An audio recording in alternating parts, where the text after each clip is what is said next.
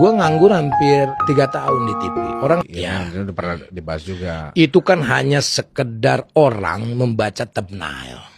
Nah ini gue baru ngomong di sini ya, gue jujur, bukan merasa dirugikan, tapi setelah dengan adanya pemberitaan itu, gue nganggur hampir 3 tahun di TV. Orang nggak mau pakai gue. Gara-gara apa? Ya rame itu. Dengan itu. ada roasting, gue nggak mau di roasting, dia menceritakan itu. Oh lu pernah mau di roasting gitu? Ya, posisi gue waktu itu dalam keadaan nggak bener lah, nggak stabil lah. Emosi gue tuh nggak stabil karena gue itu waktu itu lagi dalam pasca penggugatan. Gitu.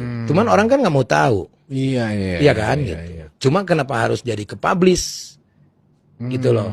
Kenapa harus diomongin gitu. Digede-gedein jadi ya. Loh iyalah, habis gua dibully.